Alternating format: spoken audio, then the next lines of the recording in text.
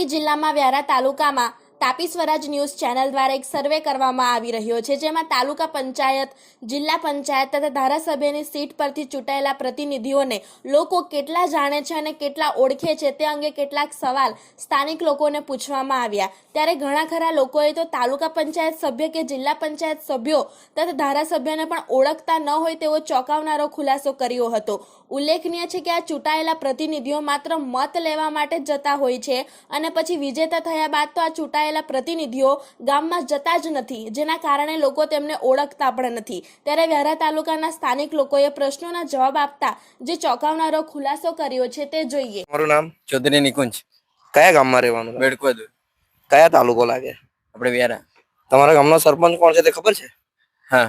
કોણ? રાજેશભાઈ ગામિત. રાજેશભાઈ ગામિત. એ જ રીતે છે ને, તમારા ગામ જે વ્યારા તાલુકામાં લાગે તો એનો તાલુકા પંચાયતનો એક સભ્ય છૂટીને ગ્રામજનો એ તાલુકામાં તમારા પ્રશ્ન હોય, ગામની સમસ્યા હોય એને રજૂઆત કરવા માટે એક સભ્યને છૂટીને મોકલેલો હોય. એ સભ્ય કોણ છે ખબર તમને? તાલુકા પંચાયતનો સભ્ય સભ્ય નથી ખબર.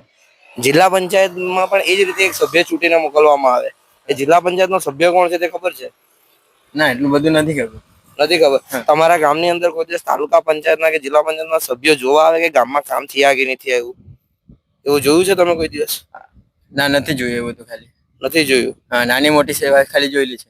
એ કોણ કરે? સરપંચ કે બીજું કોઈ આવીને કરી જાય? બીજું આવીને કરીએ. બીજા આવીને કરી જાય.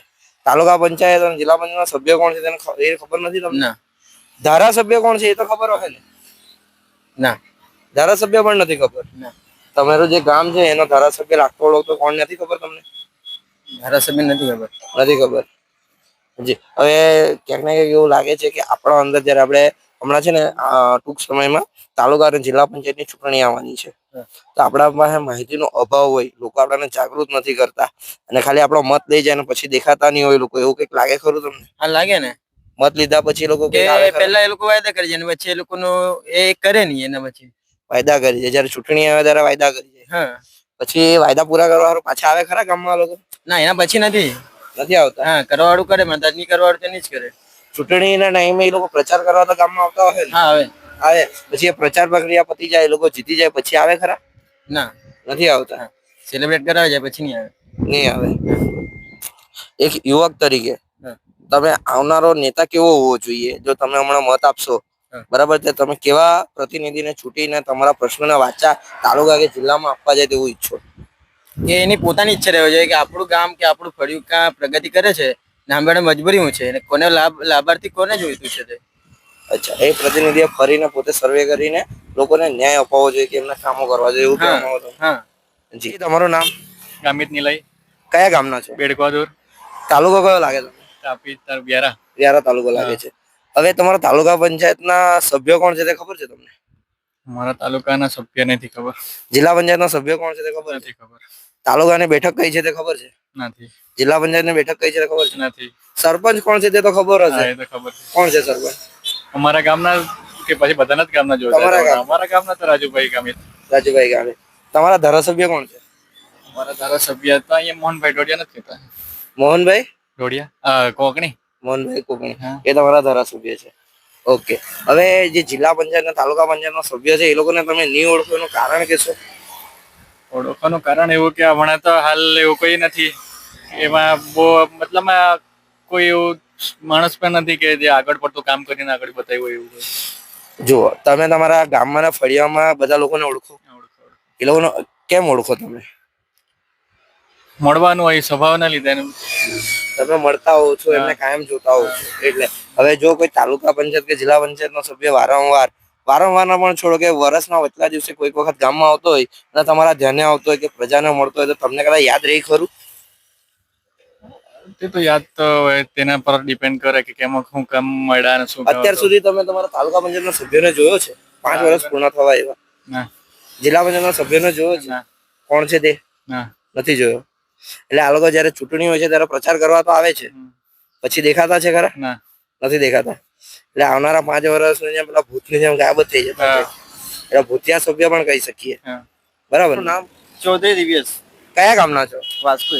કયા તાલુકો લાગે તમને? વ્યારા. વ્યારા. તમારા ગામના સરપંચ કોણ ખબર છે? વીરસિંહભાઈ છે. જે સરપંચ કોણ છે એ ખ્યાલ છે. તમારા તાલુકા પંચાયતના સભ્યો કોણ છે ખબર તમને? તો નહીં ખબર. જિલ્લા પંચાયતના સભ્યો? એ પણ નહીં ખબર. તમારી તાલુકા પંચાયતની બેઠક ક્યાં લાગે તે ખબર છે? નહીં. જિલ્લા પંચાયતની બેઠક ક્યાં લાગે તે? ધારાસભ્ય કોણ છે તે ખબર છે?